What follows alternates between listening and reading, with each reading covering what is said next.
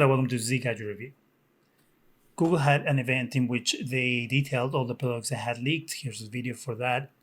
And now I'm just going to go through all the products really quickly so we can get to the main topic of this video. So they announced Google TV, which is rebranded from Android TV. It's supposed to be better when you search for things to watch. I guess we'll see. I don't really know of anybody that uses Google TV, Android TV. I don't, except when it comes in something that you buy and it's already there. And I guess most people usually end up using something else. Then they talked about YouTube TV, which if you think Google TV, YouTube TV, there might create a little bit of confusion. Google TV has nothing to do with YouTube TV.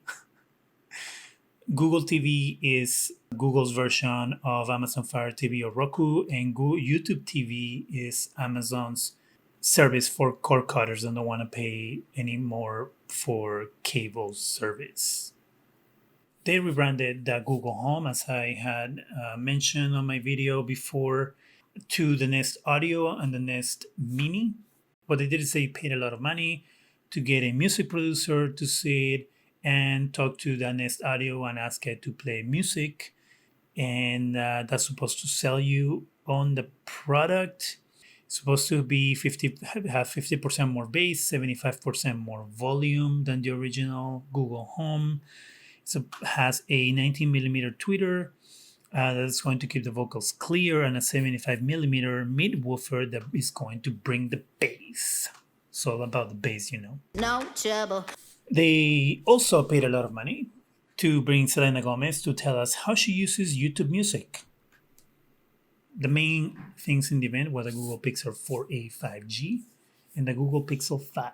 Both of them are going to have 5G. The display is going to be a little different on the 4a 5G. It's going to be 6.2, 158mm display. The Pixel 5 is going to be 6 inches, 151mm. Screens are going to be also the same. Both are going to be OLED. 90 hertz on the Pixel 5. The battery is going to be different, 4,080 milliamp hour battery on the Pixel 5, 3,885 milliamp hour battery on the Pixel 4a. The other thing that looks like it's going to be different is the charging. So it looks like it's going to have fast wireless charging, the battery share, so you're going to be able to charge other devices when you put them on your Pixel 5, which is a 4a won't have. The Pixel 5 is also going to be water resistant, have Corning Gorilla Glass 6, and the 4a 5G is going to have soft touch polycarbonate unibody. The Pixel 5 is going to be $699, the Pixel 4a 5G is going to be $499, so there's going to be a $200 difference in price. The weird thing is that they barely spoke about Google Stadia, which is the main reason for this video. Google Stadia, as you know, is Google's game streaming service, cloud gaming service, right? Last year they announced it with a lot of fanfare and like letting the world know Stadia's here and blah blah blah.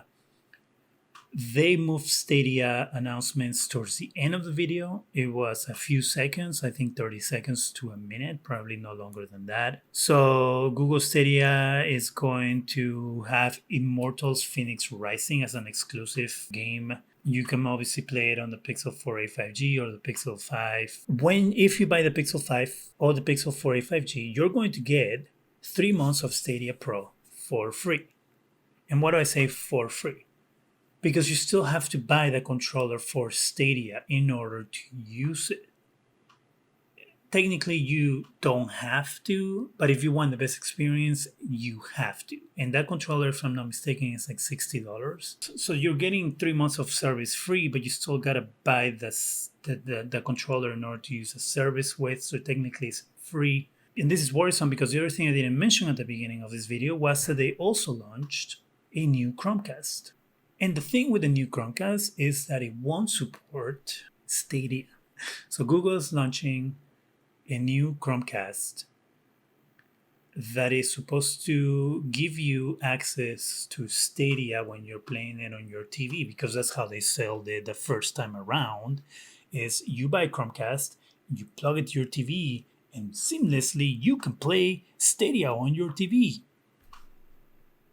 So now Google is like, hey, here's a brand new Chromecast that has all these things on it, but not Stadia. No. If you're a Stadia customer, if you bought our service, if you fell for our promises, this isn't going to work with it. Sorry. So I don't understand. I don't understand how Google is doing this, because Stadia is supposed to be really important to them. At least that's how they sold it to you, and none of this is showing that it is important to them anymore, except because they have a deal with Ubisoft and they have this demo coming out, so they gotta talk about it towards the end of their show after a bunch of fluff and people that really made a show that should have taken about 10 minutes, way too long.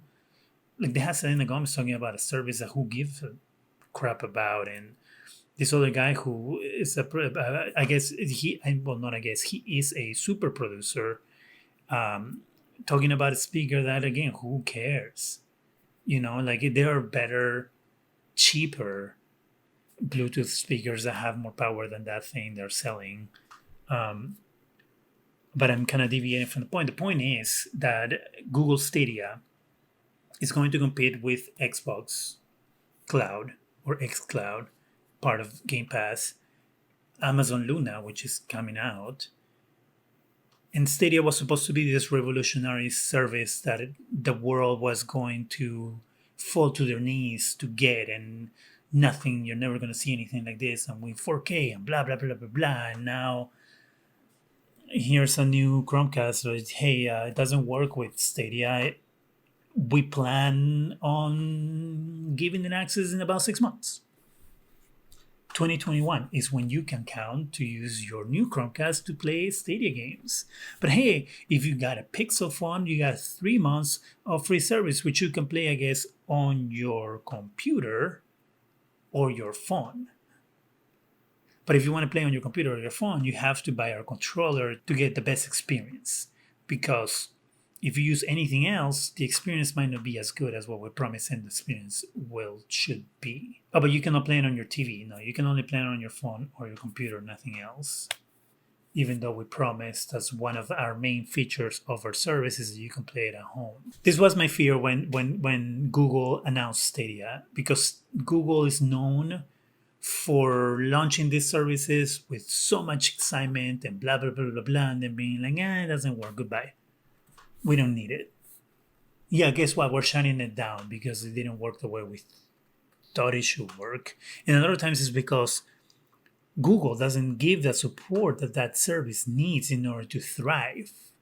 And that's what's happening right now with Stadia. Google isn't giving it the support that it needs to thrive. I mean, here we are, next gen consoles coming out.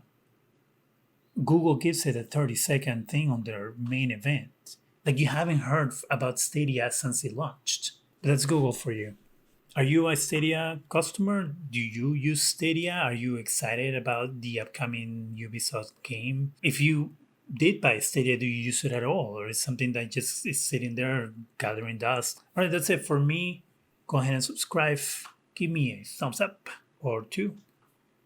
Go ahead and hit that bell so you can be alerted every time we have new videos. Thank you very much for watching.